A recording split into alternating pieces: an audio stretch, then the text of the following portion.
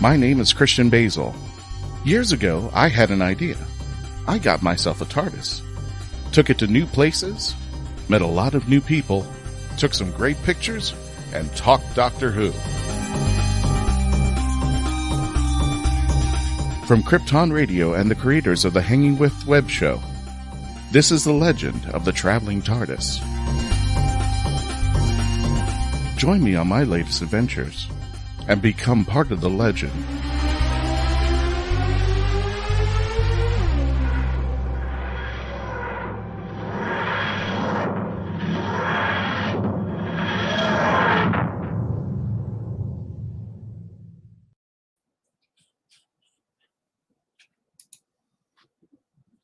And welcome back, fellow Whovians, to the legend of the Traveling TARDIS. My name is Christian Basil. Tonight, we have a special episode. As always, I say that every episode, so every episode I deemed is special. So this one is nothing different. Tonight, I know, everybody, sorry, Kevo, the hyphen's in the wrong spot. Today, we are going to be celebrating the life of John Nathan Turner, who was the producer of Doctor Who during the 1980s. He would see as producer the last episode, or I should say the last series of Tom Baker. He would also see the fruition of Peter Davison, Colin Baker, and Sylvester McCoy, both the 5th, 6th, and 7th Doctors respectively, until the last episode, which came up to be Survival, which would be the last episode of what we now dub as Classic Who from seasons 1 through 26, as you can see in the pictures over here. So apologize, that hyphen is not in the right place, but in our promotion, yes, please continue to go ahead and chat live today,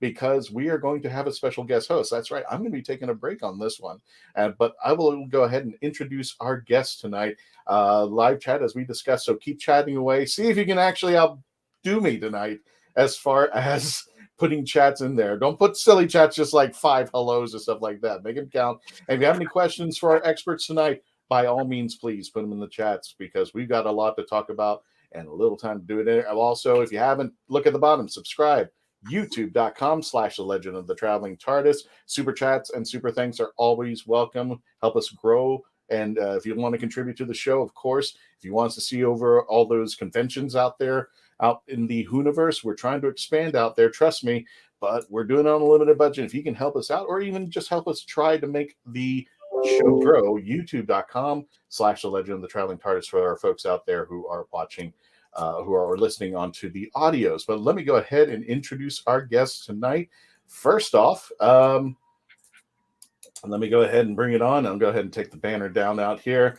The Reverend Amagon himself, dancing the night away, Mr. Tom Kozaki, better known as a hashtag guru. How you doing there, Tom? Welcome. Hello there. So I was walking down the sidewalk and I saw this guy on the roof with a hammer, and he called me a paranoid schizophrenic in Morse code. Okay. I have no idea where we're going with that, but okay. Welcome, Tom, to the show. You can check him out. I believe it's youtube.com/Reverend Amagon, if I'm not mistaken. Is that correct? Yes, the kid's got moxie. Yeah. There you go. AMAGON for our folks who are listening. And returning tonight, from all the way from the UK, you've seen him on all of our chocolate shows. Hey, guys. And her chocolate. This is Mr. Mark Robinson. You've also seen his pictures on the Traveling TARDIS on our Facebook page. Don't forget facebook.com, the legend of the Traveling TARDIS, where you get to see Mark and Dave out there at the MCM all through London during the Jubilee. How you doing there, Mark? You are up late tonight, and I appreciate it. Thank you so much. Yeah, that's fine. It's only like 11 o'clock. It's still quite early. In your time, in your world. In my little world. Everybody's asleep but you. It's fine. It's fine. That'll be me there. For his premiere tonight, Mr. Jerome Connor. There we go. How you doing there, Jerome? Good morning or good afternoon or good evening. I'm not sure anymore what it is. You know. Got it. Jerome, how are you doing? And please explain where everybody can see you out there in the Well, I am just got home from work, which, I don't recommend. I really recommend people become fabulously wealthy so going they don't home have to from work. Oh, okay. Yeah. Oh, I see what you're saying. Yeah. Coming home from work, I always thought it was a good thing. That's yeah. Thing out there. But I recommend people become fabulously wealthy so they don't have to work. There you go. I'm trying. Believe me, I'm trying. It's a slow it's a slow process. Hey, Jeremy. You can find me on this Friday on Classic Television SmackDown, and on every Saturday morning at 9 o'clock in the morning, East Coast time. And that would be the Saturday morning cartoon show, which is I'm hosting this week. And you're part of the HWWS, is that correct? I am, and then I'm also part of the MBL Entertainment Group. Oh, okay, and that is Mark B. Lee. Yes. For those of you who are not familiar with it. And yeah, that is our, for a better term, they were our mothership. They are now our distant cousins at this moment out there. So they're fun people to play with. Right. They're also the people that make sure that we have audios running on our iHeartRadio, on cbsradio.com, which I forgot their new name, on sci-fi.com or sci-fi.radio. So check them out there. And we've got a new guest who's never been here before, but this man is completely steeped in the knowledge of John Nathan Turner. I want to welcome Juan San Miguel to the show. And he actually popped in as the show started, as I hit the record button. So how you doing there, Juan? Welcome. Fine, a little tired. I might have to leave a little early due to a prior commitment, but thank you for the compliment. I did read the biography that came out a few years ago. So I will, and this is an interesting subject, so I'll hopefully contribute in the time I've got. Well, thank you, Dan. Thank you so much. Like, shared, and long ago subscribe. So if you haven't done it, please let everybody know. This helps get the algorithms going. This helps get our channel going out there. 6 hellos. There you go. I just noticed the hyphen in the word. Shush, Tom. Shush. We know. I just explained it. So, Juan, tell us a little bit about the convention you run. It's been going on for 30 years plus. Well, it's Oasis. Sadly, we have to put it on a hiatus for, Gotcha. I'm sorry. No, hey, you didn't know. And but it was a fun. We're a traditional old school science fiction convention. I'd like to put it on, under certain conditions. The thing is, we didn't go bankrupt, but we paid our dues, and we actually had a good fun quotient. So I would like to bring it back in another form. But it's a traditional SF convention. We focus on creators. So we focus on writers and artists. And right now, in a few weeks, I'll be going to the World Science Fiction Convention. Oh, okay. Cool. It was at the Hugos. And unfortunately, sadly, for the first time, and I hate to, but since this is a Doctor Who podcast, Doctor Who will not be on the Hugo, was not on the Hugo shortlist this year. But a lot of other good things were, and so it's a traditional. So traditional SF is my Billy Whack. But as I said, I Doctor Who has always been one of my favorites. I had a question in the chat. Say the name again of the convention that you run out there. Oasis. In Orlando. Yep. And they actually have, the last time I saw the convention was over by UCF, if I'm not mistaken there. Oh, well, we were moving around. Trying to find the best rates. We got some people to help us out to try to find the best rates. We were actually in Maitland the last 2 years because the hotel gave us a super duper rate. Okay, cool.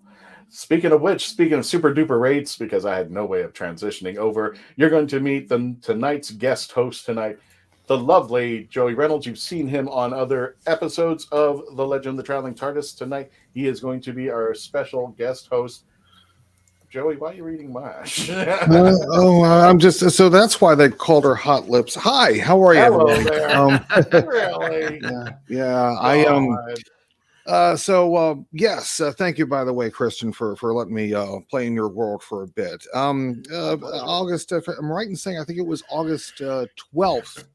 Yes, it was August 12th. We commemorated the 75th birthday anniversary of John Nathan Turner, who was longtime producer of Doctor Who from 1979 to 1989.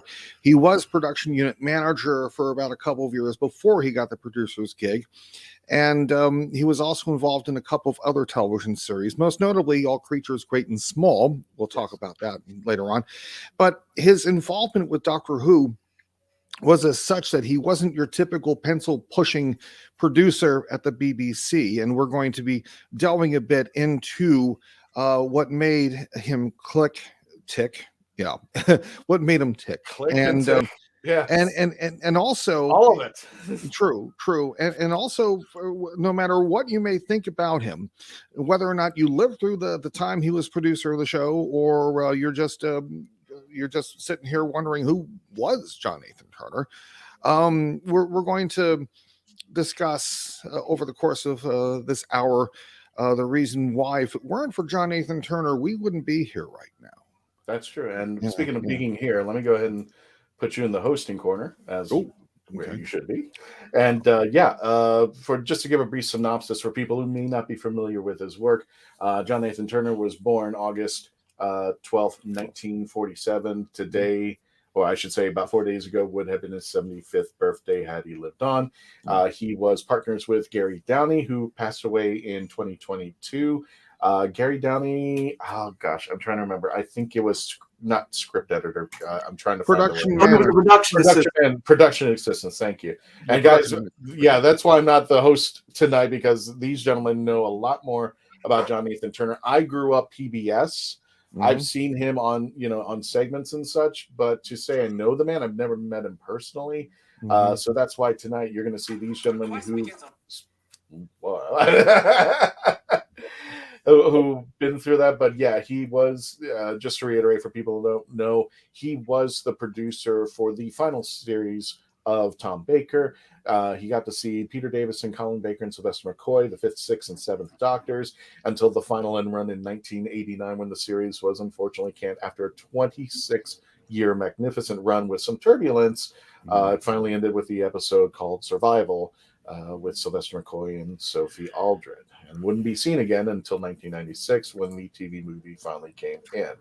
So, Joey, take it away, and gentlemen, have a great time. I'm going to be here in the studio if you need me. Well, don't stick around, if you will, because we'll launch into this conversation after the break. And I'm also telling Christian to stick around because he's got buttons to press. But I'm not going anywhere. Now Christian, celebrating its 10th year. Yeah, now celebrating its 10th year. Chats, yes, 10 years. 10 years in here. 10 years in StreamYard. 10 years. Have we ever left the house? This is the Legend of the Traveling TARDIS. We'll be right back after these messages as we discuss the life, career, and the legacy of John Nathan Turner. You got it. Here we go.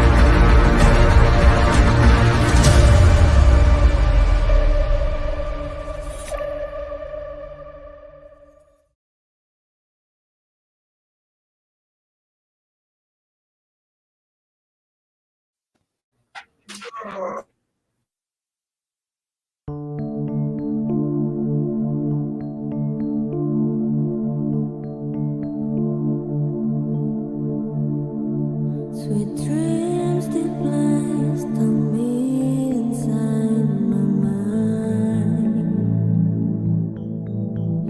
Chance my truth twist the past, my memories are fading fast. Am I still missed?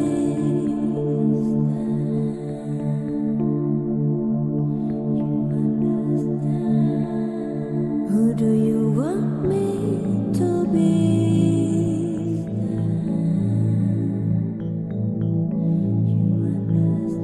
Am I still missed?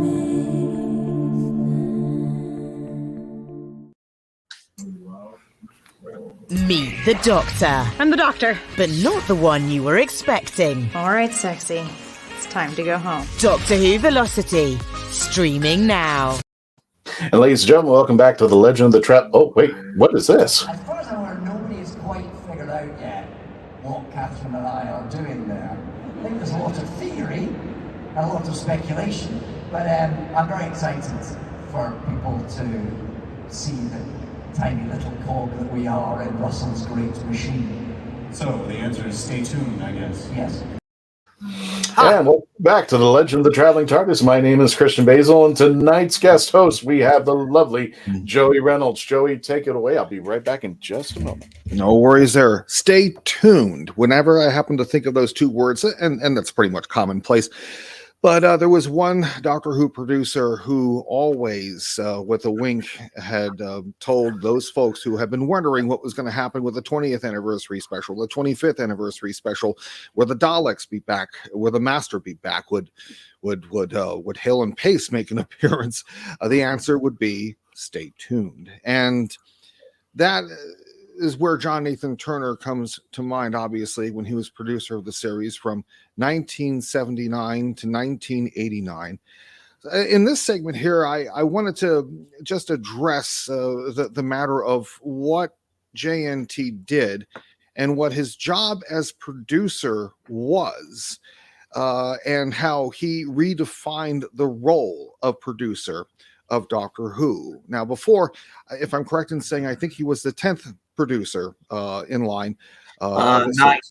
Ninth. I apologize. Since the show premiered in 1963, and when you had the likes of people who had made their mark, like Verity Lambert or Barry Letts or Philip Hinchcliffe, they did their job. They introduced a number of new concepts and ideas, but it was a completely different scenario in comparison to what John Nathan Turner did, because he realized that, as I mentioned before the break, if it weren't for him, we wouldn't be here talking about the show.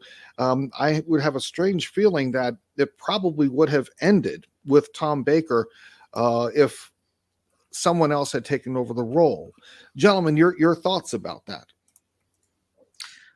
I don't think it would have ended with Tom Baker. I mean, the show, I think still, the numbers had dipped.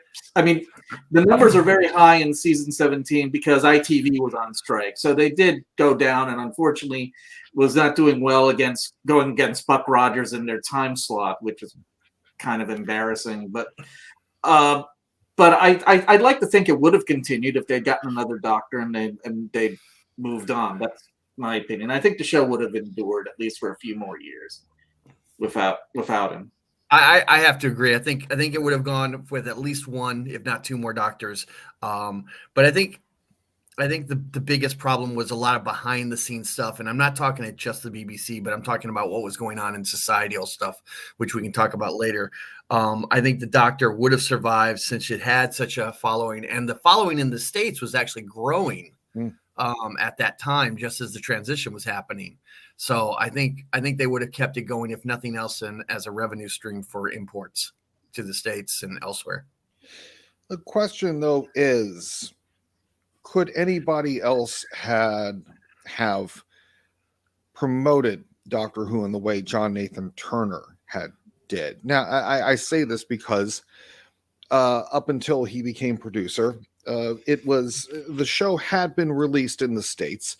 The first 4 seasons, it was pretty much tailored for the American audiences, meaning there were narrations, and the syndication package was commercialized. So it went up on a few commercial stations, but obviously on PBS stations as well nationwide. But it would have to take someone, at least in terms of what John did and what he realized the potential of publicizing the show, and yes, generating more money, as it were, through the sales of the program worldwide, but most importantly in the United States, because if you can't make it here in America, you can't make it anywhere. Look at the Beatles. So would any other producer have been successful the way John was in terms of promoting the show and extending the life of it, at least for another decade, to a point where fans our age were now in positions, starting to be in positions of power, or at least in positions of influence, so where we could possibly continue the mythos on into the 90s and then bring the show to where it is today? I mean, he was in a unique thing because I don't think Doctor Who fandom established itself until like the mid to late 70s. So so he was there at the right time. Now, could have Philip Hinchcliffe or Barry Letts or Graham Williams did it? I don't know. I mean, it would have been a new thing, and I think even though he did very good things, I think there's some missteps that he did. Mhm. All right, one. Somebody wants to be in your camera shots. Oh yeah, this little guy. Yeah, this is Hugo. Aw, of course it's Hugo. Of course. No worries there. But Keep in going terms, on. I didn't mean to cut you off there. I'm sorry. it's okay. I think what you were also seeing with John is that you were seeing a generational shift. Okay, if you look at the age, this guy starts as the producer of the show at the age of 33, and he sweeps out everybody that's got experience. With a few exceptions, he sweeps out everybody who's been there for a while. I mean, you see that on a lot of shows. And so here you got a guy who's basically looking to start fresh, in a way. But the problem is the suits don't want fresh. And that's where I think that a lot of the problem was happening, was a conflict between creativity and the suits looking at money. Because remember, when he took over, it was the start of the Thatcher era. And I think that played a role in some of the issues that were going on at the time. I don't think it was just the Thatcher era. I think it was more that it was more culture changing. Yep. It was like people were getting, I think, what's her name? One of the basically Mary Whitehouse. Mary Whitehouse. Yes. Was saying that the Doctor Who was like becoming too much horror, too much violence for a family show. And then the guys at the top of the BBC. Which I'm always wondering if she ever watched the show from the beginning. Really, Mary? Which basically means that when John Nathan was coming in there, the BBC said, right, you have to tone it down and start changing it. When you got Tom Baker, who's already like set a precedent, and some of his stories are quite dark and serious. And then you got this whole, like Mary Whitehouse saying to the whole republic of the nation, like, this is a family show, it's for kids, and then you need to tone it down. But Mark, I think what you're talking about happened under the Graham Williams era, the toning down of the show, and that's why Tom got a little bit more crazier in the last 3 years, and John actually pulled him a little bit back down. At least that's how I see it. But John was correct in saying that every time Mary Whitehouse made a complaint when he was producer, that the ratings had been bumped up a little bit because everybody wanted to see what all the fuss was going on. So, granted, she may have been a bane, but she was much more of a boon to where Doctor Who was concerned, possibly much to her severe disagreement. Isn't it? But with Mary Whitehouse being in the equation, and I'm addressing this to you, Mark, because you were on the other side of the pond. Anytime somebody says not to do something, you kind of move into that direction of, okay, don't watch this. No, I'm going to watch this now. That was like, was it back in music in the 80s, 90s, when people say parental advisory, explicit lyrics on albums. Yeah, that makes the kids want to buy the album. They just want to buy it. Exactly. It is. So. It's exactly the same thing over this side of the pond as well. When someone says, do not touch that big red button, you're going to touch that big red button. You're going to touch it, you're going to smack it, and you're going to hit it like 500 times until you got a reason not to touch this red button anymore. But Tom, you and I being on the Florida side of things, especially PBS, when I grew up, it was a different thing for me because when I was growing up, of course, that's all I knew about Doctor Who. That's why I don't even, when the kids come up to me and say, Matt Smith is my third favorite, he's the greatest third Doctor I've ever seen. I'm just like, yeah, let me introduce you to John Pertwee at this point. But when I grew up, it was only Tom Baker, so that's all I knew. I didn't know about 1 through 3 because PBS, when I saw it, and I've said the story 100 times, but this is the reason why it's a different perception. It started with Robot, ended with Tom getting up on the scaffold on the satellite in Legopolis, falling off, turning into a blonde. And then starting all over again because they didn't buy the rights. Yeah. So one day, I guess PBS got enough money on the drives. I hear this. Oh, we got a special episode called "The 5 Doctors." Yeah. That's when I technically went into Doctor Who because it was the 5 Doctors was playing that day. I was like, "What is this? This is so unique. I've got to watch it." Right. And for me, it was going through John Nathan Turner's years. Yeah. Well, Tom was there. There was no Tom Baker. He was trapped in a boating accident. You guys, The Must Five have been- Doctors is what got me started again. I mean, I'd been, sort of dabbling with Baker, but Five Doctors came on. I watched that. I became a Whovian right then and there.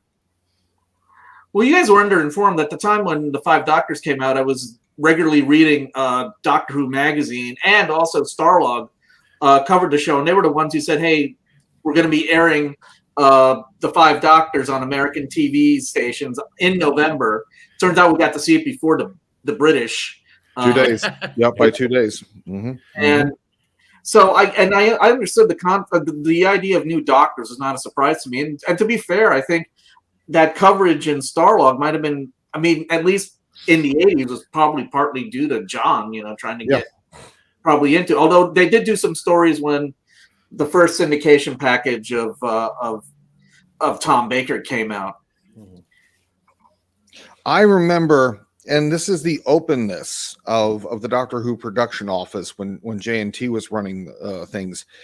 When the announcement came out in March of 1985 that the show was going to be placed on a rest for 18 months, is too long to wait. I had decided, just for fun, at about 4 o'clock in the morning, I woke up very early and I called the Doctor Who production office at the BBC. Long distance, international. My dad wasn't happy about it. But I had a part-time job and I told him, don't worry about it. I'll take care of it. I'll pay for it. And You're still paying for it, right? Pretty much. And but afterwards, I had reported what I heard, and I sent it over to the New Orleans Times-Picayune, which was placed in their tableau, their TV week, which is And so my dad was saying, Joseph, I'll take care of the next one. But the mere fact that John was very open, the Doctor Who production office was so much an open door, but also he knew that there were some folks that were trying to get at least on the ends, and that's why he had that little posted on the bulletin board for those who were going to come out and actually say this was going to be the case of a story that was going to happen, I think in season 20 or 21, called The Doctor's Wife, if we remember that. Because that was actually the story. I mean, it was in title only. It wasn't intended, but The Doctor's Wife was that Neil Gaiman script with Matt Smith. But the mere fact that somebody had a wink to the past where J&T was concerned as producer of the series and decided, all right, someone's setting off rumors, I'll fix them. Here's a projected story called The Doctor's Wife. I think he also did something with Doctor Who magazine was as an April Fool's joke to have the first Doctor and the fifth Doctor together with quote unquote unused archival footage that wasn't broadcast by the BBC. I don't know if he had a hand to do with that. It wouldn't surprise me if he did. John had a way of being open with the fans, but he also knew how to play around with those who wanted to steal the fire, as it were. I also think, and we'll get this, we're coming up to a break, but I also want to put this, and Michael Moday, there is a question, but we're going to put it into the next part of the show because this is where we're going to be going into. So we didn't forget, and we will be getting to the chats.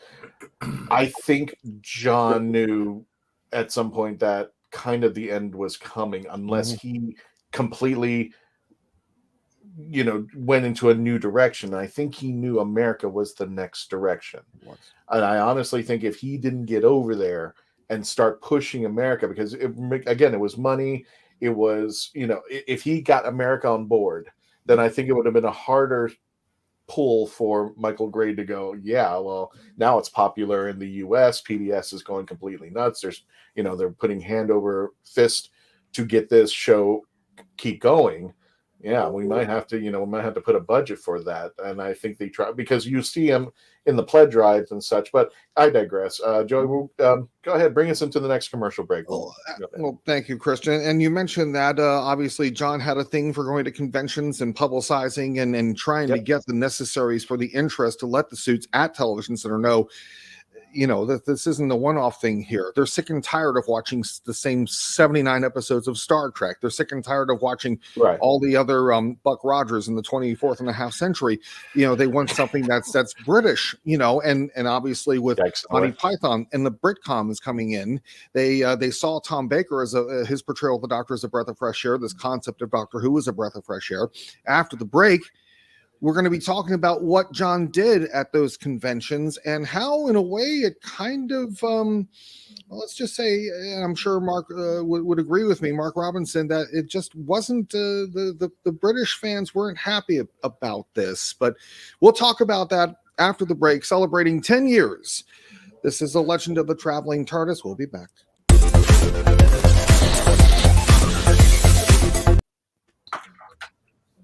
We are a touring acoustic duo crashing kitchens around the country. We go from house to house every Friday night and we create music, we create food, a good time, we stream it live and we do it for free. So now we're just really kind of like trying to develop it and build a community group that people believe in, then they'll help us.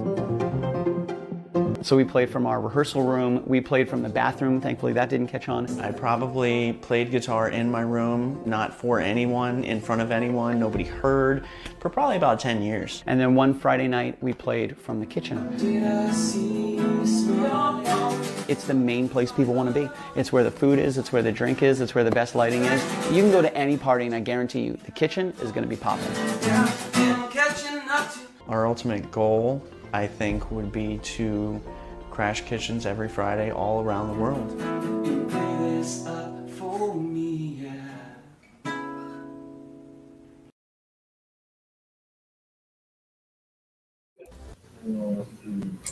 Oh, brilliant! It's hard to believe that in the 56-year history of the greatest sci-fi television show in the English language, there has never been a fan guide to Doctor Who.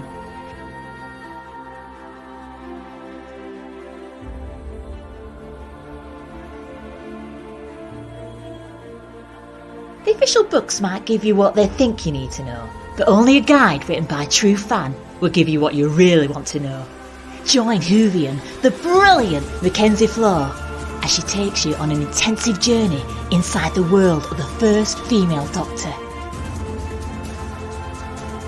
In the Binge Watcher's Guide to Doctor Who, Season 11. Right, let's get a shift on. Hi, my name is Jamie Engel, critically acclaimed author of The Toilet Papers, Places to Go While You Go, a short story collection suited to match your bathroom needs. Only have to go a little? No problem. I've got stories under 1,000 words for you. Far from poopin'? I've got you covered, with stories over 5,000 words to keep you occupied, while your latrine stays occupied. And that's not all. The Toilet Papers is endorsed by the fine folks from Squatty Potty, the stool for better stools. But don't take my word for it. See what Dookie the Squatty Potty unicorn has to say on YouTube. You won't be disappointed. Well, I've got to go, but you can grab your copy of The Toilet Papers on Amazon in ebook or print, or get an autographed copy from me at therightangle.com. And don't worry, I promise I'll wash my hands first.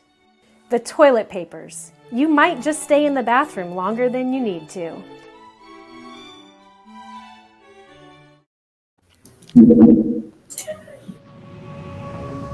Hello, I'm John Nathan Turner. And I'm Janet Fielding. No, that's not right. Let's start again. Hello, I'm John Nathan Turner. And I'm Janet Fielding. We're here in Channel 17 studios for... What are we here for? To make sure that they do their membership pledge. How'd they do that? It's very easy. All they have to do is pick up the phone, dial 716-881-4800. And when do they do that, then? Well, any time, but now, preferably. Good. Say good night, Janet. Good night, Janet. Good night, Janet. She really looks good in that there. I'm curious now. I want to try that phone number, see if I can actually... Yeah, see if it works, yeah. Ladies and gentlemen, welcome back to The Legend of the Traveling TARDIS. For those of you just joining us, welcome. We are talking about what would have been the 75th birthday this past August 12th for the remembrance of John Nathan Turner. Who was he? For those of you who may not be familiar with, or you just want to geek out and chat with us, by all means, join us in this live chat. And also, we are here with special guest host Joey Reynolds from Geek Radio America Live 365. We're also here with the Reverend Abaddon, also better known as the hashtag Guru, Tom Kosak. We also have the lovely Mark Robinson all the way from the UK, his treat, Jerome Connor from what was it, Saturday Morning Cartoons? I want to make Saturday Morning Cartoons and Classic Television SmackDown. And Juan San Miguel, girl, I got to get it right. Total expert in Doctor Who, and then runs rings around people. I mean, he knows his stuff out there. We are talking about the life and time of John. Wow, God! That's the cover of the biography. Hey now, What was that? Anyway, the life and time of John Nathan Turner, who would be the 9th producer of Doctor Who, and would see its series finale after 26 years at the end of 1989. Joey, go ahead. I'm just running the chats. Don't forget live chats, folks. You can get to talk about this. What we just saw was one of many, many things that John Nathan Turner had did as producer of Doctor Who, and he didn't have to. He wanted to. He not only wanted to went to PBS stations and encouraged them not just to purchase the show and to purchase the new seasons, but he was also partially responsible, if you will, to get the first Doctor, the surviving stories from William Hartnell and Patrick Troughton's time, and at that time, to an extent as well, Tom Pertwee's broadcast on the States, beginning with New Jersey Network, the East Coast PBS stations, heading out to the West Coast in those respects, and also appearing at conventions and pretty much from what I gather, just talking to the fans. Nobody had ever seen anybody like this in this capacity. Granted, maybe Barry Letts may have appeared, but he was no longer doing the series. But the openness and the candor that JNT had with the fans, so much to a point where if you knew that John Nathan Turner was going to be at your convention, he would bring the party to you. The Omnicon convention series were very, very well known for these things, especially since they were held in late January, early February, and were obviously when it snows up there in the UK, the country shuts down, from what I gather. So you had to be in John's very good graces in order to fly out to Florida during that time, at least for a weekend, and you probably end up staying the week. So these were the many things that John had did, but also in terms of the publicity for the show, I think we've seen so many documentaries on the making of the series, or at least the fandom of the series, on television stations like New Jersey Network, like WIS in New Orleans, I think several interviews in the San Jose, San Francisco affiliates. And as Edward says, that's Channel 17 here in Buffalo represents. So that was a good deal. Joey, don't mean to cut you off. Would you mind taking some chats in? We do have a few waiting. Yes, let's go ahead and in terms of the chats here, I'll tell you what, why don't you go ahead and find the chats that at least we can swing the conversation to, and then if anybody wants to discuss that. But your thoughts, gentlemen, at least while we gather those, in regards to your memories of seeing JNT at the conventions, and Mark as well. In fact, from the aspect of a British fan who grew up watching the show, realizing that, oh wow, the Americans are taking this over. Is that a good thing? I think it was mainly after JNT with the '96 movie. I think that's when it really hit us, where like we're thinking, oh wow, America's got hold of Doctor Who. That was after the survival. Before then, it was a mix of things. It was mainly the John Nathan Turner with Colin Baker, which was like the radio sync, the Doctor Who in Distress, which also brought a bad thing on it. And then it was a situation where when GNT wants to leave, but BBC said you can't leave, and there was a big friction there, was plastered all over in the papers in the UK. So it was like one of these sort of things where you got this guy, he doesn't, at his end of his term at Colin Baker, doesn't really want to be part of the show anymore because he's done it for so long. But then get told by the BBC, you've got to do it, but you got to fire Colin Baker. It's kind of like here in the States, if the quarterback of the team is not doing well, you don't fire the head coach. You fire the okay. Let me rephrase that. JNT wanted to leave. Instead, the coach should have left, but the quarterback was sacked. Pardon the pun. So yes, not much coffee. So that kind of caused a great concern in terms of how how people were perceiving the show. And of course, what John Nathan Turner did, though, at least in terms of bringing the series into the same level as other telefantasy series, he did very, very well with Peter Davison. And then the casting of Colin caused people to have some sort of concern, some sort of suspicion. And then the quality of the writing was violent, at least for that time. By today's standards, it's pretty much benign. But also some episodes were a bit prophetic. Vengeance on Viros comes to mind. I mean, it's not like I would see anybody who got cut from Pop Idol thrown into a vat of acid, but it might be close. But the fact of the matter is, what he did was very controversial, which at least brought things up to that point. But still, during the 18 months matter as well, he was out there still promoting the show. Can I ask a question from your side across the pond? When would you say that Doctor Who was really big? You know, the early 80s, I would say. Yeah. I would say the 80s, because we were getting Tom Baker, and it was just growing and growing and growing and growing. And eventually, when it continued with Peter Davison, it kind of exploded, because we were still running on, for a better term, we were running on Sean Connery. Yeah. Then we got here, something else. Because in the UK, our major thing was with Patrick Troughton. That was where the big Dalek mania and the big push of Doctor Who and the fandom between Pat Troughton, John Pertwee, and then we had the Tom Baker years. And then after Tom Baker years, the figures started to grow down while you guys were going up. Yeah, up here in New England, the biggest Doctor Who convention was in '85.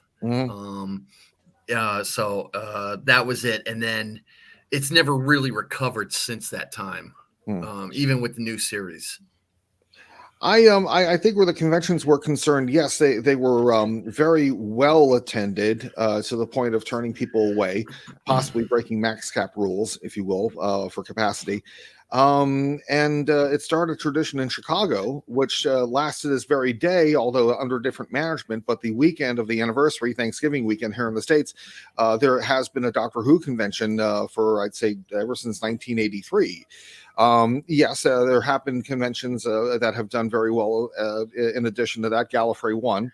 Obviously, we cannot overlook that. Yeah. And the presence, at least, where television was concerned, and you have to understand what television was like in the late 1970s.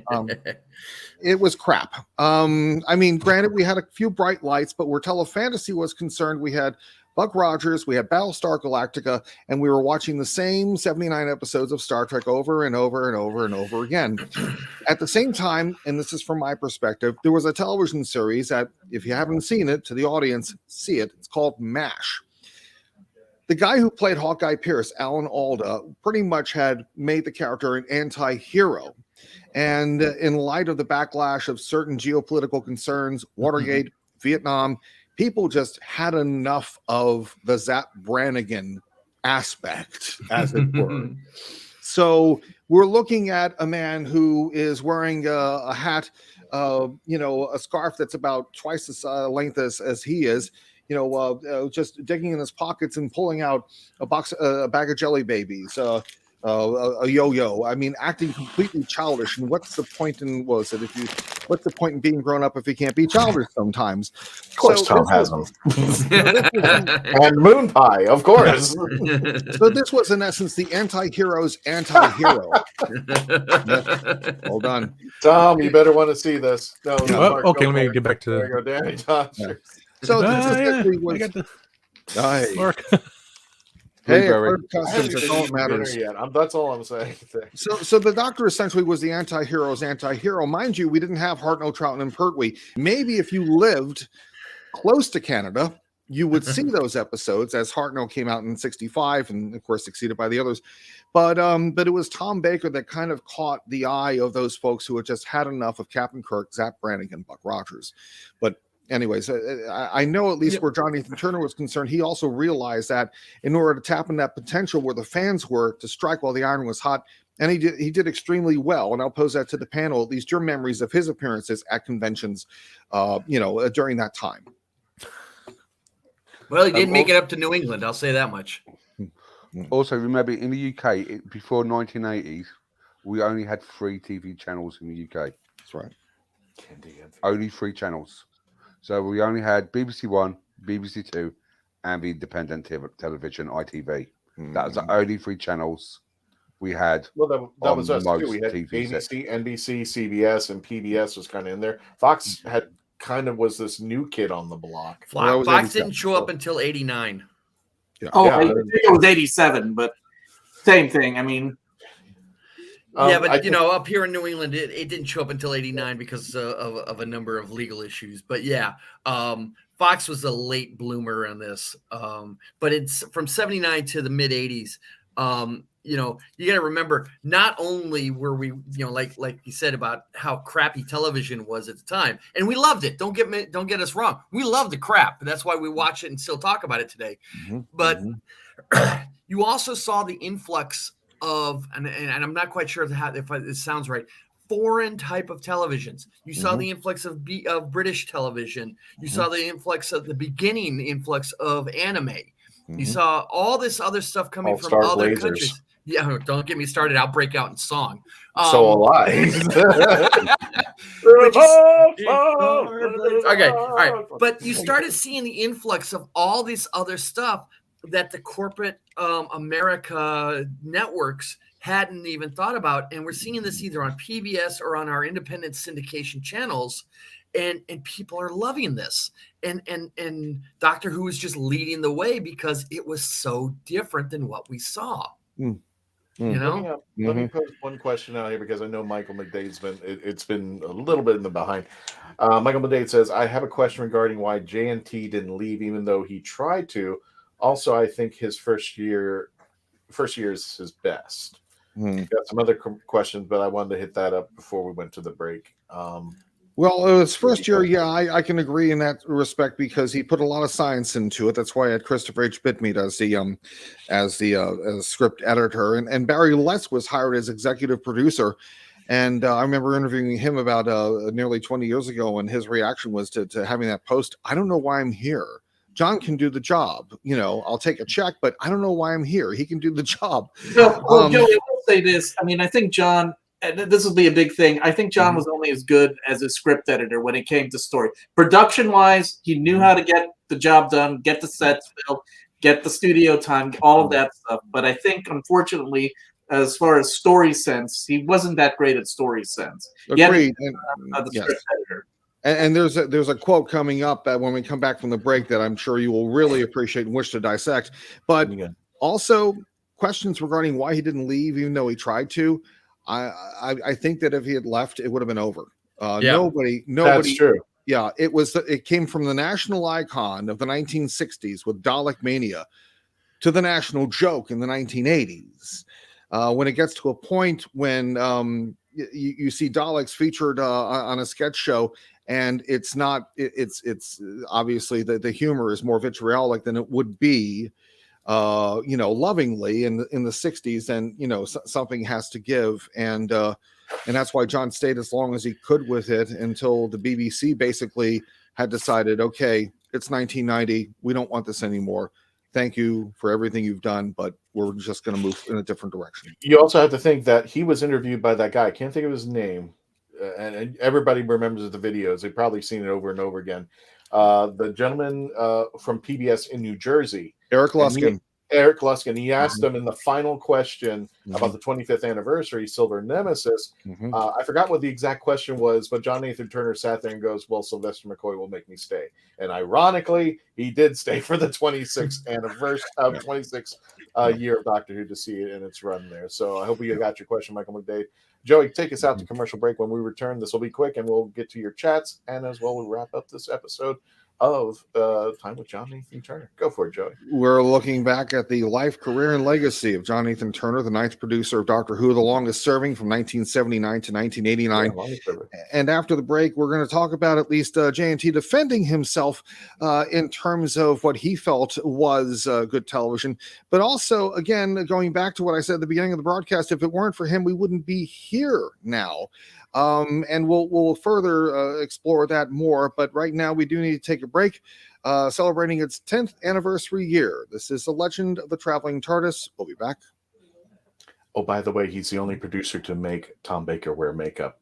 He actually said that.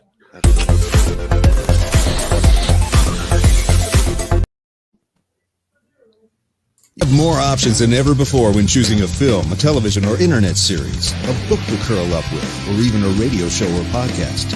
Get to know the people who are creating for you. The Hangin' With Web Show, hosted by award-winning author and journalist G.W. Pomacher, is the internet's fastest-growing web talk show series. The Hangin' With Web Show features professional, yet casual, in-depth interviews with creative arts and entertainment pros. Meet the people behind a digital revolution in creating more quality content than ever before in the history of media. Find the Hangin' With Web Show on YouTube, Facebook, or Twitter, or simply go to www.hanginwithshow.com. That's www.hanginwithshow.com. The Traveling TARDIS returns to Halloween Horror Nights 2022.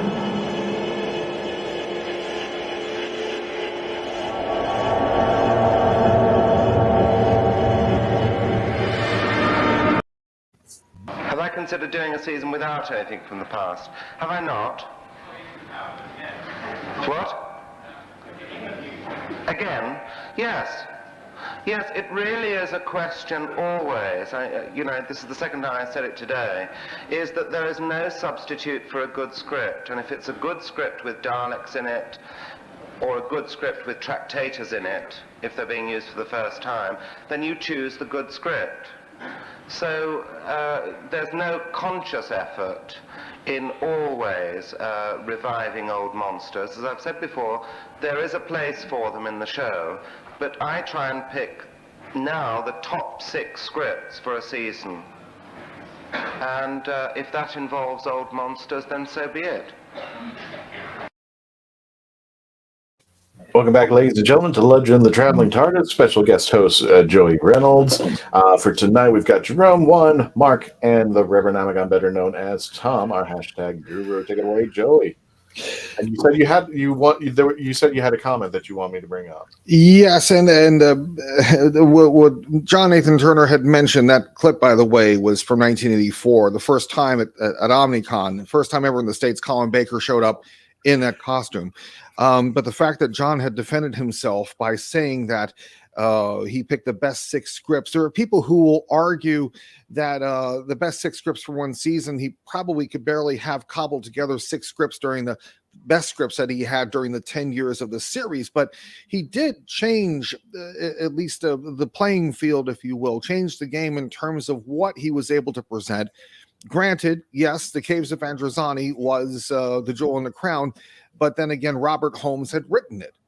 There were other pieces, like, as I mentioned before, Vengeance on Varos, that was written by Philip Martin, which was prophetic in terms of how society would be able to appreciate in terms of the type of civilization that they would be living in, where we're just holed up in our own hovels and we're watching television and we're making decisions as to who lives and who dies. Granted, a certain amount of those programs were let's bring back the Daleks, let's bring back the Cybermen, but at the same time, he did have a few bright moments, and even a very confusing one with Ghostlight. I bring to the panel then what at least your thoughts would be about his approach to these stories and how they've fared, how well they've aged over the past 30 years. And the mere fact that if it weren't for him, really, the mythos wouldn't have continued, at least where the books were concerned. If I'm right in saying, Virgin bought Target and the novelizations were coming to an end of what they could manage to clear. And so now they had, this wasn't John's doing, but he was still promoting on video up to about 1993, where the 30th anniversary was concerned with Dimensions in Time. But we had a series of new adventures that had continued. So I'm thinking perhaps maybe that book series may not have happened if John had left early or someone else had taken over the part. I posit that to the panel. Well, I think the book series would have happened because people just wanted new material. I mean, Star Trek. It happened with Star Trek, and Star Trek still had a book line when there were new shows out. So that's the answer to that question. It was inevitable to happen when they ran out of stories, and they were making less stories than they did in the good or bad old days.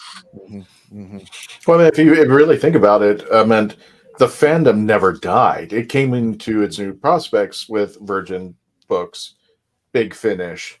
So whether you leave that as a testament of, the continuation of John Nathan Turner, if that was an influence that what he added to his time as a producer, did that make an interest to keep things going way after, everything was said and done?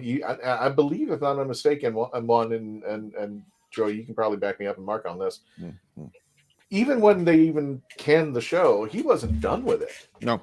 I think he kept running on, like he kept running as though the show did not stop.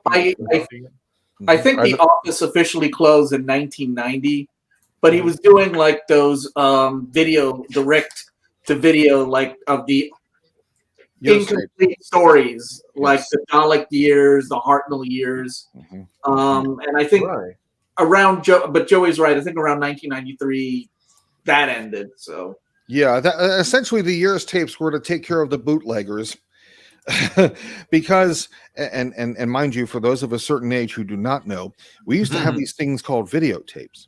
And I know. Before this thing called the internet, we would have to trade tapes. So we didn't buy them. We just probably put a bunch of blank tapes in the mail and send them over to somebody who would knock over copies. So we'd watch these third or fourth generation camera copies of the moon. Somebody's TV, somebody's TV screen. Yeah. And the thing was, obviously, Nathan Turner had convinced the BBC, listen, you're losing a freight load of money here. We can't make it back from the boots, but let's go ahead and put these out officially, and then you can get something going on. So and those videotapes, even the boots and the officials, they kept Doctor Who alive. Yes. If those had not happened, I think the fandom would have withered away. Yeah. Okay. Because you got to keep that fandom engaged. And he did that. He kept them engaged in one form or another, because after the show was done, didn't he do a lot of the audio stuff? He did. I don't think he was connected with Big Finish. Well, not with Big Finish. In terms of the audios of the stories, like the Power of the Daleks and the Evil of the Daleks, which I think Tom narrated the links. I bought that tape. Yeah. I bought Evil of the Daleks. Listen, man, I've got a whole, bookshelf full of, the books. My favorites are the ones that Terrence Dix wrote. And don't forget Bill Baggs. He's kind of like the cousin we don't want to acknowledge, but we know he's there. But I'm just saying this is, that without this stuff, you cannot keep this going until we get the new, basically is the modern Doctor Who. And in my opinion, at least, yes, granted, John didn't have any involvement with Big Finish at all. Obviously, those things were started off as fan endeavors that Jason Hagelery and Nicholas Briggs and other individuals had taken care of. But they did acknowledge John's presence on working with the show with the release of the John Nathan Turner memoirs, which, if you haven't listened to it, I suggest you do. I think it's still downloadable from bigfinish.com. But he even had stated in the closing of that piece that in order for the show to come back, mind you, this was released about 2001, 2002, before he passed, that it has to be in a new direction with new actors, new writers, new ideas. So even he knew that, it definitely wasn't going to go back to him, but he hoped that what he did would propel it on well into the 21st century, which I think if that was his hope, it was greatly fulfilled. At this point, ladies and gentlemen, we are going to end the audio version of the show. We are going to go into our after party. I do see there are questions from Will Hadcroft, and a few others. So we'll go ahead and address those when we get to the after party. For our friends who are listening to the audio, we appreciate you so much for listening. Thank you, thank you, thank you. We can't thank you enough. So another big thank yous. And those of you who want to listen to us on the audio, join us on iHeartRadio, sci-fi.radio. You can download the app for free. That's not CBS Radio anymore. It's something else, and I have no idea what it is. Spotify, Oddity. Thank you, Oddity. I'll change that eventually when I finally get my act together. Spreaker, Podbean, wherever you listen to your favorite podcast. It's sponsored by the HWWS, the folks who sponsor the Saturday morning cartoons. These guys on their YouTube channel. So they sponsor our audio version out there. Don't forget, we've just climbed up to 63,000 followers. Excellent. Yeah, I don't know who you guys are, but when I find you, I'm going to hug each and every one of you. That's a lot of sanitizer to go around. But 63,000 and climbing. We're hoping to get to the big 7-0 by the end of the year. And don't forget also to subscribe youtube.com/The Legend of the Traveling TARDIS. Again, for those of you who are watching on our social media platforms, you're going to get a bonus 30 minutes. We'll answer some of the questions that we weren't able to address to. Plus, I got a special bonus if we have time, because I did mention this. Next week, we will not have an episode. Why are we looking at your chest, Jerome? Sorry, I was looking for something. I had something I wanted to show, but it disappeared. Have an episode because some of my teammates finally said, you need a break, Christian. And it just so happens that August 20th, I'm going to be spending some time with some friends because Sophie Aldred, Sylvester McCoy, Barnaby Edwards, Anthony Ainsley, and myself on August 20th will all be celebrating our birthdays together. Well, not so much Anthony. Not together, though. Go ahead, Joy. I'm sorry, but we won't be together, but yeah, we will. Our birthdays all fall on August 20th. Hail Leos out there. So you will be able to ask questions in the after party about myself. So this will be the last episode. Next week, no episode. We're going to take a break, and then we're going to get back, and then we're going to go into our holiday season. So Joey, go ahead and wrap it up as far as the audio version of our show. Go for it there. Well, we do appreciate everybody being here. Tom Kozak, Mark Robinson, and Jerome Connor, Juan San Miguel, thank you so much. And I hope I can safely quote Christian by saying, and remember, stay safe, everyone. And as always, join us in becoming part of the legend. That was awesome, dude.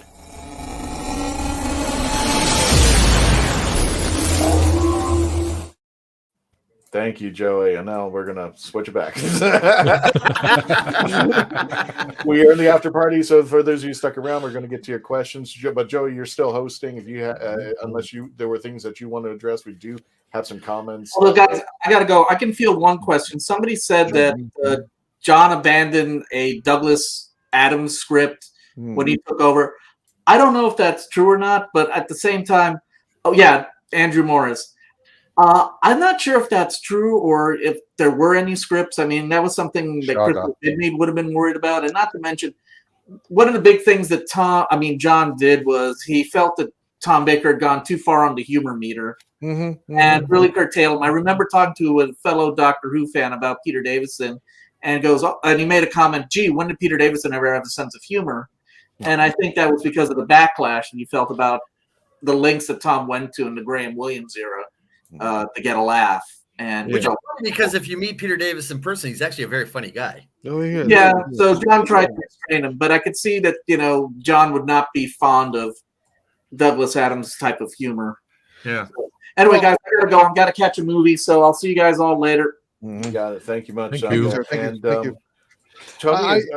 Joey, is it okay if I bring in the chats, or did you want to? Oh yeah, bring in the chats, but I just wanted to state, at least for clarity, if I'm right in saying it wasn't John Nathan Turner who was responsible for canceling Shada. That was a strike.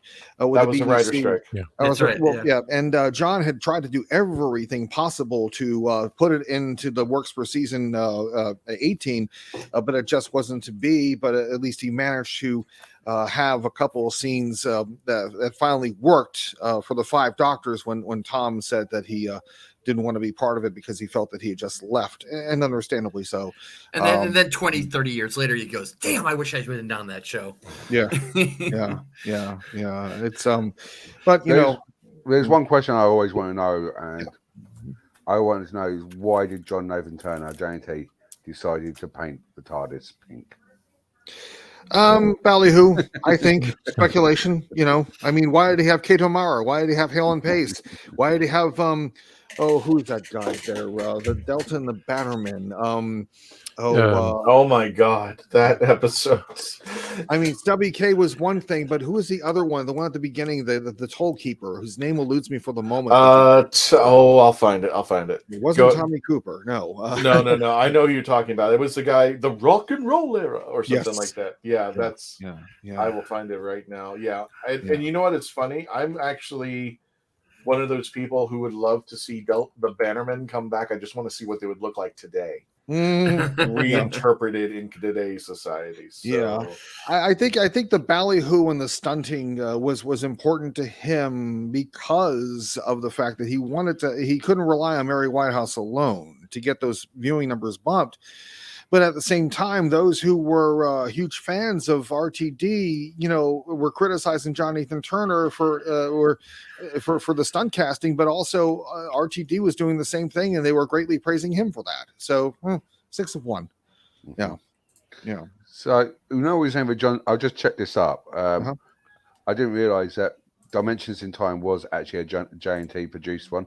It is, and co-written, and that came out in 1993. That's right.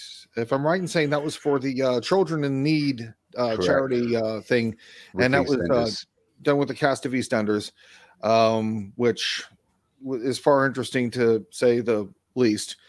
It's kind of bittersweet though, because you see Wendy Richard with Jillian Tailforth in 2013, and sadly Wendy didn't make it to 2013. But it's still just hearing John Pertwee ask, and God bless him, he's 3 years before he passed away, and he has that lisp. It's prevalent. Madam, what if? I shouldn't poke fun at the lisp, but it was I think, if I'm right in saying that someone had explained it in one of the New Adventures from the Seventh Doctor's perspective, that he ate something and then went to bed and had this nightmare. So that was easily written off. You know what? I'm going to say this. If anybody knows in the chats, because I'm looking at the Wikipedia for Delta and the Bannermen, and I forgot the name of the character that Ken Dodd. There we go. Ken Dodd. Thank you. Yes, was the Tollmaster. I thought he had like a different name, but it was Ken Dodd. Yeah. Again, with the stunt casting was concerned, he had to do what he had to do. I mean, it was basically he had to get the ratings up. Yeah. And again, Mary Whitehouse could only do so much. But yeah, other questions. Oh yeah, I noticed here Andrew Morris had mentioned the BBC also showed some old episodes of that J&T was responsible for doing that too with UK Gold. In fact, if you go on YouTube, there are some air checks from the Who 31 event on BSB or UK Gold. And you see his involvement in that. He's interviewing a number of folks from the show, and he had a very, very prevalent force. So I mean, granted, he realized that this was pretty much all that was going to. I can't say that. I'm of the opinion that basically this was all he had, so he might as well decide to run with it. If he wasn't producing New Who, at least he was able to assist in bringing this old Who to a new generation of people, and again, in order to keep the fire stoked until 96, 2005. So yeah. Got a question from Will Hadcroft. Was John actually called Jonathan Turner, and he had to change it to John Nathan Turner because there was an actor named Jonathan Turner? I am 99% sure you are right. Yeah. According to Wikipedia, born John Turner in Birmingham, he adopted the double-barrel stage name Jonathan Turner to distinguish himself from the British actor John Turner, and that's Wikipedia. Yeah. I didn't know he was so young. He died at 54. He died I in know. 2002. Yeah, but he was a smoker and a drinker. Yeah, that's true. Well, now we haven't talked about the dark side of John here. We don't. I don't feel. We were. Well, there was a dark side, and we just need to acknowledge that it was. Well, there. okay, granted, but at the same time, granted, if Christian here wants to interview the author of the book, I understand. Yep. That's his show. But at the same time, and Christian and I had this agreement where, in spite of what he did in his personal life, we're not here to talk about that. I'm with you on that one all the way. All I'm saying is let's just acknowledge it was there, and I believe it influenced some of his decisions. Oh, it wouldn't surprise me one bit. Okay. That's all I wanted to say about it. Yeah, let's move on. I'm willing to move on. I just want to acknowledge I'll tell you what. I mean, we won't get into too much of it. Yes, Jerome, we have to acknowledge that. And I forgot what the Life and Times of John Nathan Turner. I think that was the book. Is that the book? I gotta go find that book now. Let me find it. Is it on Amazon? Can I order it from there? Oh, you can probably order it from the publisher, but again, and please don't get me wrong. I'm not saying that he's all sweetness and light. No. All I wanted was we just put the check mark there. Now we can move on. To me. You got it. And Will continues in a video interview. John Nathan Turner said Jonathan Powell gave him the ultimatum: produce season 24 or be unemployed. Grade's deal was fire Colin Baker, and you can go too. So Powell was reneging. Yeah. Let's go. Yeah, the suits. Everything I've seen says the suits really hated him. I think he was everything that he was trying to be young and fresh, and trying to be completely different off of it. And I think he was. I want to keep this show running, Doctor Who. I really think the BBC had it in for it. Well, they were trying to find it, and he kept going. He went over the expectations of, we just quietly put Doctor Who to rest. But he went to He went to America. He knew where to hurt the BBC as far as you're not going to put the can on this until I'm done. Yeah. And then there was, after Series 26, when you have a budget that college grads only blush at. Yeah. You're just there. Edward Ide says, to be fair with the regards to show quality, it picked up notably in season 25 and 26 more Cartmel than JNT responsible for that. Yes, I would. Yes, but also realize that JNT hired Cartmel, so it's pretty much hand in hand. Yeah, but if I may say, I from my perspective, I don't think they had a bone. The suits at the Beeb had a bone to pick with JNT. It's just when you're involved in television production in the administrative level, you want to be responsible for the stuff you produce. You don't want to be responsible for the stuff you've inherited. And I think that was the case as well. Because, who wants to be the one who canceled Doctor Who? Who wants to be the one who canceled Dark Shadows? Who wants to be the one who canceled Star Trek? But then these folks here, they have a job to do. They have to have as many eyes in front of the TV sets as much as possible because of revenue from the advertisers. But in this case, the BBC, different story. But still, it's just a fact that they don't want to be remembered for continuing an old, tired series. And mind you, Doctor Who wasn't just that show. It was other shows have been long on the air that also got taken off the air. So I have a question about the BBC, because this is I don't understand this, because my understanding is that it's a government appointed positions, the execs. Is that true? It to the best of my knowledge, it is. You have to pay a licensing fee if you buy a TV set. Obviously, we got Mark here. He can explain all this. Mark, please, go Mark, ahead. tell us what's going on here. Right. So if you have a TV set in the UK, you have to have a TV license if you watch anything from the BBC and any live program. Okay. So if you don't watch live TV or any BBC stuff, then you don't need a TV license. However, until recently, if you didn't have a TV license, it was classified as a criminal offence. Okay. I'm wondering. Today, the public television just takes it. I wonder, though, now. That petty tax you didn't get. I wonder, though, Mark, and maybe obviously because you're more in the know over there than we are over here. Now that streaming has taken place and the over-the-air channels pretty much aren't so over-the-air anymore. Okay, Andrew concurs. BBC control is picked by the government. Yes, and I'm just curious to know if that's going to change in certain ways, because here in the States, we have a soap opera by the name of Days of Our Lives, which has been on an over-the-air network, NBC, since November 8th of 1965. I'd say about less than a month from now, it's going to be taken off NBC, but NBC owns a streaming service here called Peacock. So now it's going to the streaming service Peacock, where that's concerned, and obviously it's offered for free. But if you want to pay to not have commercials, then you have to pay a little something, and that's understandable. But I wonder if that's how things are going to turn out very soon, where you have the likes of BBC, right. At the moment, because it's BBC, it's controlled by the government. Yeah. And basically, they have, I think, the next lobby is in 2027. But correct me wrong, and they'll have a charter, and then that's when we discuss what they can do with a license.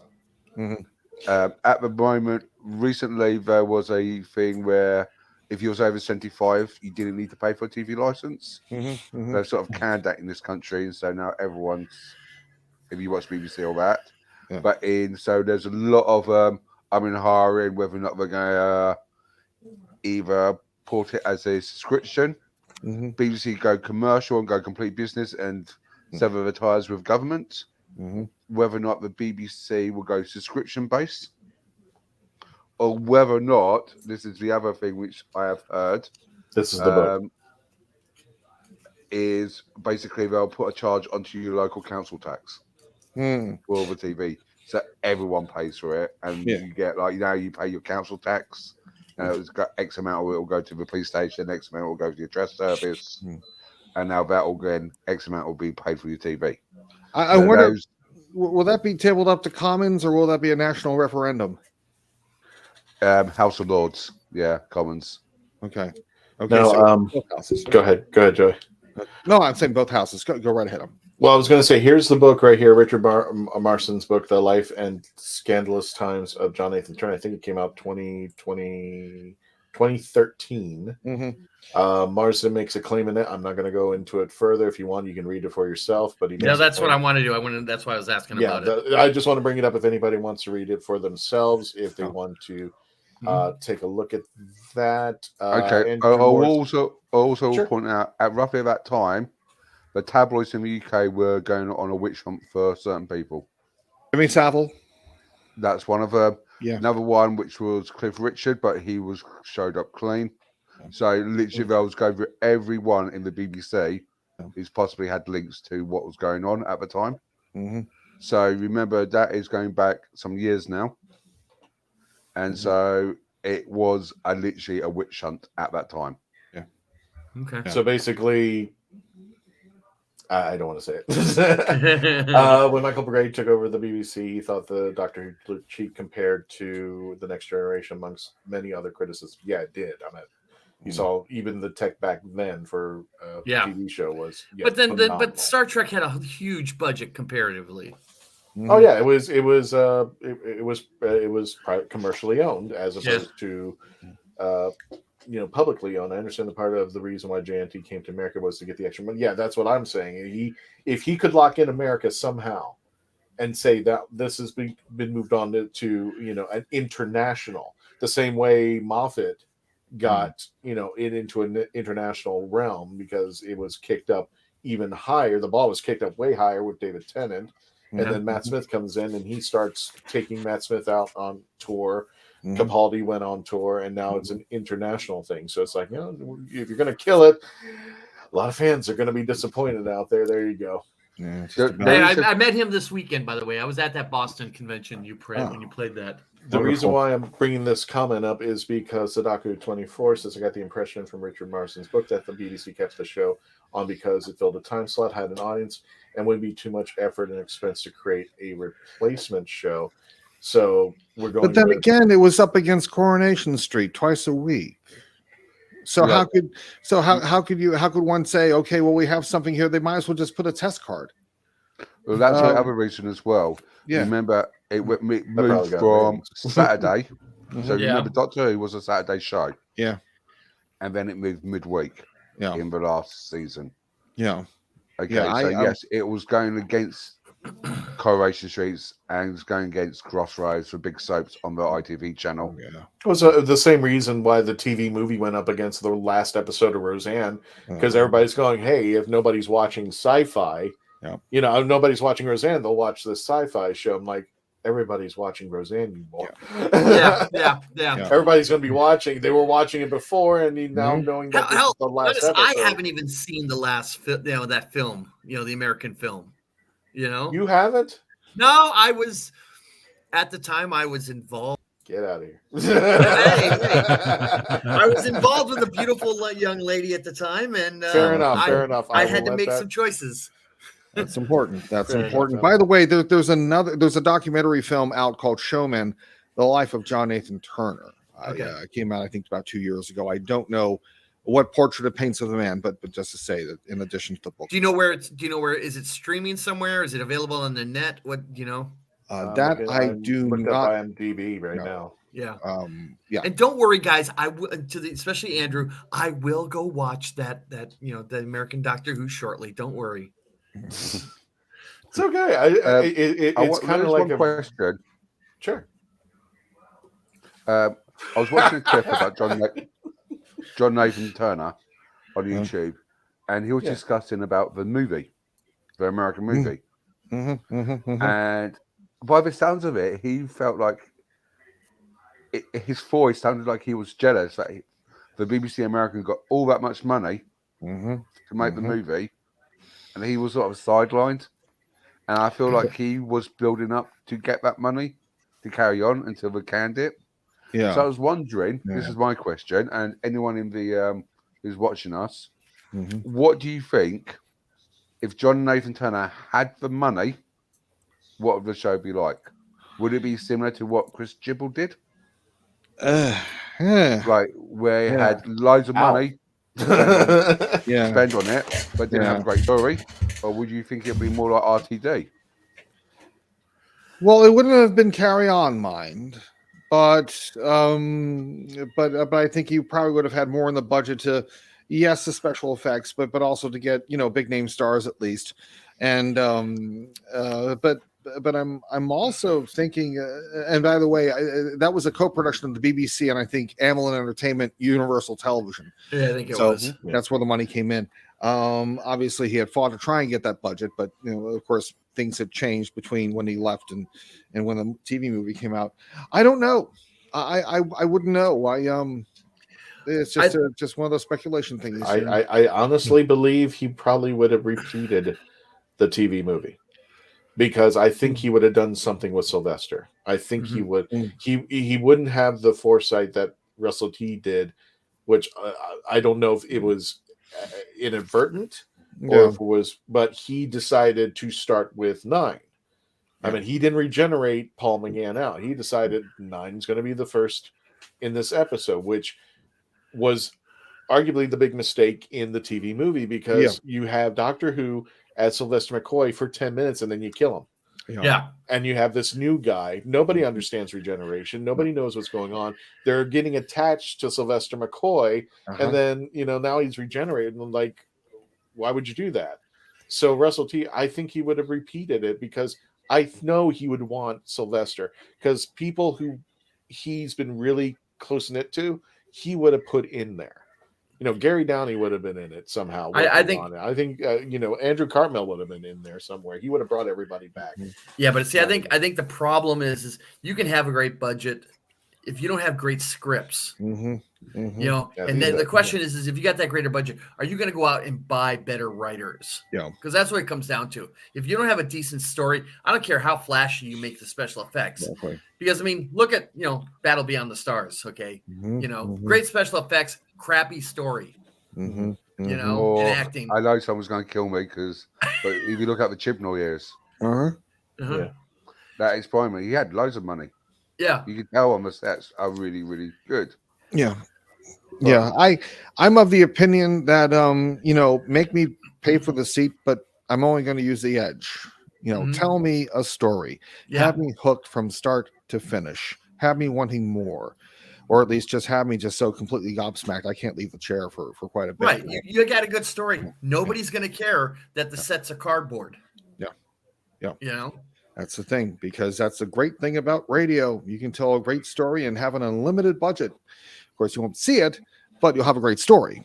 Yeah. What they call, the not the Dr. Light, but the low budget. I mean, Midnight was basically 10 people locked in a room together the whole episode, with the exception of when he went in, when he went out.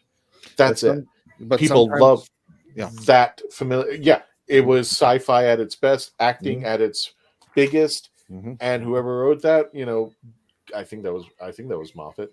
Yeah, I mean, that was a version. That was sort of a version of Lifeboat. Yeah, of course, and Mhm. but Yeah. it was just something Hitchcock, so simple. Yeah. If you have something that will attract people, it doesn't matter if you spend $1 or $1 million. Mm. Yeah. It really is the story. Is it the acting and the writing with the driven force of directing? I can compel you, and I could probably put these two into a dark room, and you will watch them for 90 minutes. Because what you're encapsulated is something so profound that you'll never want to take your eyes off the screen. That moment scene, and of course it's Murray Gold's music too. When you hear it, as soon as they kind of switch. Mm-hmm. Yeah. When you see their eyes meet, and the doctor's losing control. Holy cow! Yeah. And all it is them repeating each other. That was it. Yeah. But I'm sure there was no budget. That was barely a budget. Yeah. And like I said, without that story, I don't care how flashy the special effects are. Yeah. It don't matter. Will Hackcroft, the reason why I moved to midweek when Davison debuted because Tom Baker's last season was absolutely trashed by Buck Rogers in the 25th century. So in Davison's case, the move was to protect it. When McCoy debuted, it was put against Coronation Street. No anyone couldn't survive there. It was known as the graveyard slot.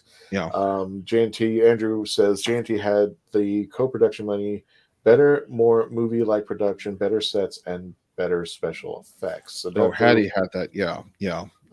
Sadly, some of the era stories that would still be terrible, even with the big budget. The problem with Time Flight, Fu Manchu, Twin Dilemma. That's all I've got to say on that. I'm just like, why? I didn't. And Patty, a friend of mine, Patty, came up to me and goes, "Why was he even in disguise?" He just came out. Yeah. He didn't even have to go all through that. The Twin Dilemma, Warriors of the Deep lay in the horrid. But Twin Dilemma, I really think. I argue to this day, I really think that it should have been Colin and Nicola trapped in the TARDIS on a deserted asteroid, and the Doctor going completely nuts. And now the man who saved this woman, now the woman owes a debt of gratitude, but he's trying to kill her. Yeah. So now we're seeing a different type of story. We're working on this new Doctor, but we have this story going on at the same time with the kids and what was going on, and maybe you could have had Asmail come in and help the Doctor. Like he could have been trapped on the asteroid too, and they're like, I was here as well, or something of that nature. But I think it would have been a better story if it was just those two together. But also factor this out: the Twin Dilemma was aired not the beginning of season 22, it was aired at the end of season 21, right? Which gave the fans 6 months at most to say, "No, I don't know about this one." Yeah. Now, if it, and if it started with Twin Dilemma, then went directly into Attack of the Cybermen, I think we would have had a completely different scenario. But then again, that's just me. But Colin had an arc that he was developing, and sadly, it turns out that the doctors who were trying to establish an arc, like Peter Capaldi, he was going to be grumpy old man, then he ended up being Doc Brown. Yeah. Arguably, if everybody had Doc Brown at the very beginning, I think we would still be talking about Capaldi today. God forbid Rick Sanchez. Right, exactly. But Colin wanted to evolve, and I think that would have been a great evolution of it. It was just the two of them. And the audience would be like, has the Doctor lost his mind? He's trying to kill his companion, and they were trapped in the TARDIS together. And maybe the TARDIS is giving her hints like, okay, this is what you need to do, or somebody's helping her out going like, yeah, this is how you fix him. And it could have been the guy from Planet of the Spiders to something to that nature. But just getting but they became the argumentative couple, and then after a while that just became too much. Tiresome. tiresome. Yeah, tiresome, and the writing became a little bit weird. Pip and Jane Baker, who talks like, if you remember, I was supposed to have a cold dinner. Who the hell talks like that? Well, better than carrot juice when Mel came on. Exactly, carrot juice out there. Will says, not sure about that. Sudoku, I tape recorded the soundtrack of those episodes in my teens. No videos till I was 15, and I loved the audios. Good story editors and directors. Yeah, I think Andrew's just confirming with us. It's like, it does not matter unless you have something good to back it up with. Yeah, the intentions was to leave after the 5 Doctors, but they couldn't find any producers in the drama department willing to replace him. Yeah, it's the same thing with what people said about Moffat. Nobody wanted the position. Like, I'm some schlub, some Asian schlub running a podcast in Florida. But if you want to bring me on, some American, I think I might have been able to cope. But that was it. Midnight was by Russell T Davies. Thank you. I thought so. It was either Moffat or Russell T. And so one of the writers out there, and his usual camp. Masterpiece Theater, Dark Shadows, Sudoku, Will Hackcroft. The 5 Doctors would have been a good swan song. That would have been a good, but yeah, that's true. That's true. Thank you, Andrew, confirming that RTD wrote Midnight. Agreed. Time Flight was a bit of a mess. That was just so what was it? I think, if I'm not mistaken, I remember the audio listening to that on Time Flight, where John Nathan Turner wanted to film. And what were those planes called again? Concords. He wanted to film in a Concorde, and somehow or another, the woman from Blake 7 who ended up being the baddie in the 2 Doctors, Jacqueline Pierce. Thank you. Somehow or another, I forgot the story. I got to listen to it again. I remember hearing the audio that he convinced them. Oh no! He was saying, well, I think there was a competing. No, let me take that back on Jacqueline Pierce. I think that was another story for something. There was a competing like Concorde something or another airline, and John Nathan Turner basically said, "Well, if I can't film here, I guess I'll have to go to these other guys." Air France, I think. Yeah. So it was basically, saying, well, if I can't film at Universal, I guess I'll have to do my bidding at Disney. So I think that's what ended up happening. And then, the guys were like, listen, put them on the damn plane. Big budget without a good story is just a mess these days. Love your ideas for the Twin Dilemma reader. Thank you, Will. I just think I think if we focused on those 2 characters, then we could see them taking off into new stories. But they ended up just being the angry married couple. And it was just it was awful. Hello, Peter. Midnight was a great story. Favorite villain in Time Flight was yes, Fu Manchu. I know Anthony Reed went on to do Sapphire and Seer. Wow, there's an old show. To be a producer during John Nathan Turner's time. So I think we just hit all the chats. I just want to make sure we got everybody in there, and I think we did. Thank you so much, everybody. Don't forget to subscribe to the YouTube channel as I throw the banner up there. Don't forget, before you leave, like, share, comment, subscribe. This helps our algorithm. We are click the notification as well. Click on that. Click on that bell. Because that makes all the difference. If you want to know when another episode's coming on, go right now, youtube.com/The Legend of the Traveling TARDIS, and subscribe.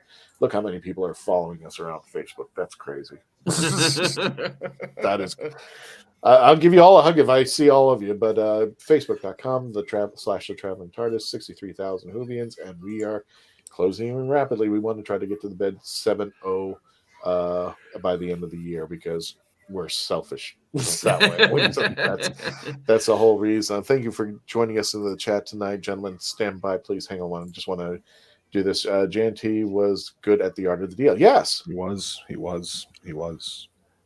Who was it? I know we're not. Nobody wants to say his name on public, but. Orange Man Bad. I forgot who was saying this. Is like he says that he doesn't specifically lie, he embellishes. So if you go like something to the fact that goes, I heard if a reporter came up to him and goes, Mr. Orange Man Bad, you say you have $1 billion, and then, no, that's not true. I have $2 billion. And what I mean by that, the art of the deal is that, he did push it out there. Yeah. I really think that not only do we have a strong fan base, I do put a little testament. There's no way that we cannot incorporate that John Nathan Turner was the cheerleader for the Whovians. He was. He kept it going out there. So. Oh no, I do like Harry Mudd's quote about lying. Harry Mudd, Star Trek, I never lie. In fact, I just did.